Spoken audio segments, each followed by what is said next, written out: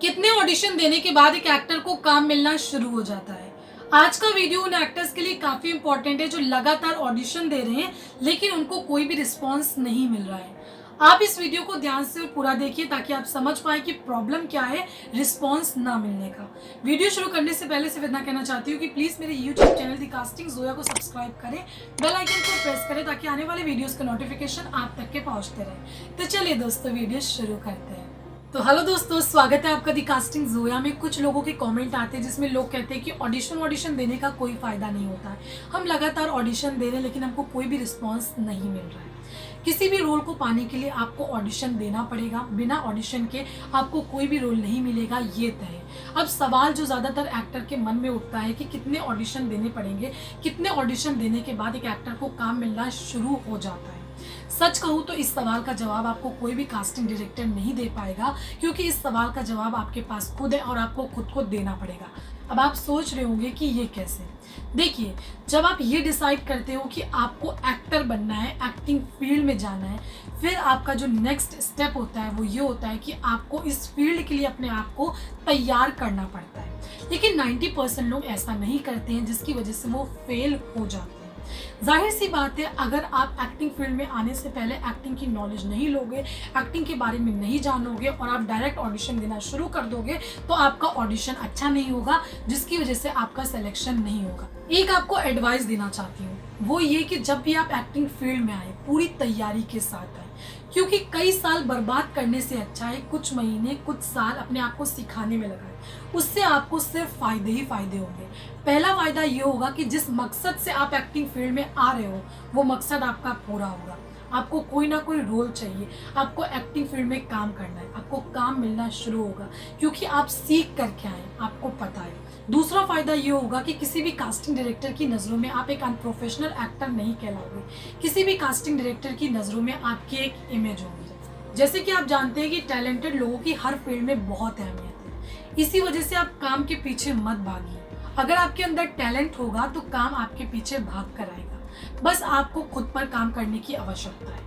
बहुत सारे लोग क्या करते हैं, वो अपनी कमियों को नहीं गिनते हैं। उनको सिर्फ नजर आती है दूसरों की गलतियां, वो दूसरों को ब्लेम करते हैं। दूसरों को ब्लेम करने से अच्छा है कि आप अपने ऊपर काम कीजिए। 90% एक्टर यही करते हैं और इसी वजह से वो फेल हो जाते हैं। अगर आप नहीं चाहते कि आप इस फील्ड में फेल हो तो आप अपने ऊपर काम करिए। देखिए, इस फील्ड में लक और आपका हार्ड वर्क दोनों ही चलता है।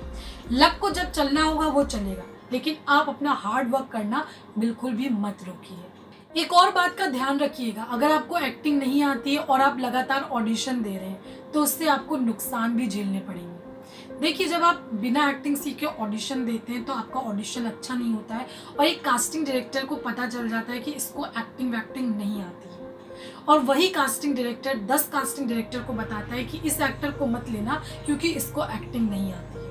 एग्जाम्पल के तौर पर मैं आपको एक इंसिडेंट भी बताना चाहती हूँ जो कि मेरे पूरे टॉपिक से मैच करता है और उससे आपको एक सीख भी मिलेगी। आगे से आप वो गलती नहीं करेंगे। एक लड़की जो कि एक्ट्रेस बनना चाहती थी, उसकी ख्वाहिश थी वो एक्ट्रेस बने।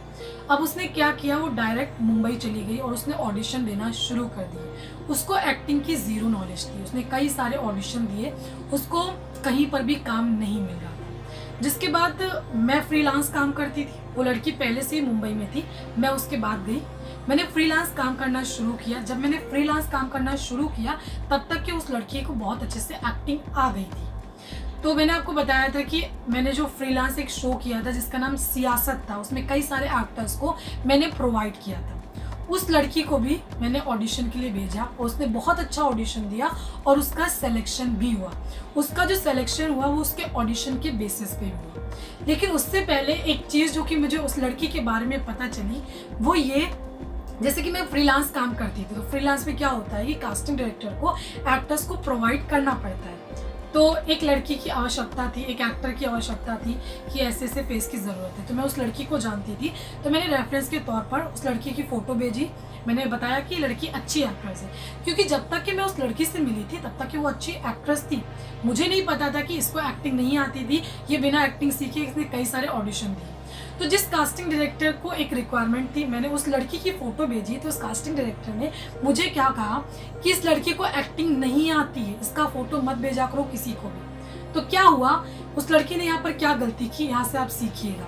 उस लड़की ने गलती ये की कि उसने ये डिसाइड कर लिया कि उसको एक्ट्रेस बनना है, लेकिन एक्ट्रेस बनने के बाद नेक्स्ट जो स्टेप होता है उसने उसे नहीं किया, यानी कि एक्टिंग नहीं सीखी, डायरेक्ट उसने ऑडिशन देना शुरू कर दिया, जिसकी वजह से ये हुआ कि जितने भी कास्टिंग डायरेक्टर है जहाँ जहाँ पर भी उसने ऑडिशन दिया, उनकी नज़रों में उन्हें ये हो गया कि इस लड़की को कोई भी एक्टिंग नहीं आती है, इसको कोई भी रोल नहीं देना है। लेकिन एक वक्त के बाद उस लड़की को समझ आया और उसने एक्टिंग सीखी, आज वो बहुत अच्छी एक्ट्रेस है। अगर आप नहीं चाहते हो कि किसी भी कास्टिंग डायरेक्टर की नज़रों में आप एक अनप्रोफेशनल एक्टर कहलाओ और कोई भी कास्टिंग डायरेक्टर दूसरे कास्टिंग डायरेक्टर से ये कहे कि इस एक्टर को काम नहीं आता है, तो आपको हमेशा एक्टिंग की नॉलेज लेने के बाद ही ऑडिशन देने पड़ेंगे। अगर आप ऐसा नहीं करते हो तो आपको ही प्रॉब्लम होगी, क्योंकि वो कास्टिंग डायरेक्टर 10 कास्टिंग डायरेक्टर को बताएगा इसको एक्टिंग नहीं आती है, जिसकी वजह से कहीं ना कहीं आपको काम नहीं मिलेगा। तो प्लीज़ आपको बेसिक नॉलेज लेकर के ही ऑडिशन देने चाहिए, इससे आपको खुद को ही फायदे होंगे। फायदे मैंने आपको खुद को बता दिए। एटलीस्ट एक एक्टर को कितने ऑडिशन देने चाहिए, देखिए ये चीज़ कहीं पर भी बताई नहीं गई है, लेकिन मेरे हिसाब से एक एक्टर को कम से कम 100 ऑडिशन देने चाहिए। अगर आपने पूरे 100 ऑडिशन दे दिए, 100 ऑडिशन देने के बाद भी आपको कोई काम नहीं मिल रहा है, तो आपको एक बात को समझना होगा कि आपके अंदर कमी है, तभी आपको काम नहीं मिल रहा है। आपको उस कमी को दूर करना है, आपको सीखना है। क्योंकि अगर आप मुश्किल से 10 ऑडिशन भी दे लेते हो, एक वो एक्टर जिसको एक्टिंग आती है, जो कि सीखा हुआ है, जिसको समझ है, उसने 10 ऑडिशन भी दे लिए, उसको काम मिलना शुरू हो जाता है। अगर आपने 100 ऑडिशन भी दे लिए और आपको काम नहीं मिल रहा है, तो आपको ये समझना है कि आपके अंदर कमी है और उस कमी को आपको सुधारना है, उस कमी को सही करना है। आपको जानना है कि ये कौन सी कमी है, कौन सी कमियां हैं मेरे अंदर। और एक चीज़ और बोलना चाहती हूँ, एक्टिंग फील्ड में जब भी आए पेशेंस के साथ आए, जितने हो सकते हैं आप ऑडिशन दें, अपने ऊपर विश्वास रखें, एक ना एक दिन आपको काम ज़रूर मिलेगा। आशा करती हूँ कि आपके लिए वीडियो काफ़ी हेल्पफुल साबित होगी। वीडियो अच्छा लगे तो प्लीज़ लाइक, शेयर और सब्सक्राइब ज़रूर।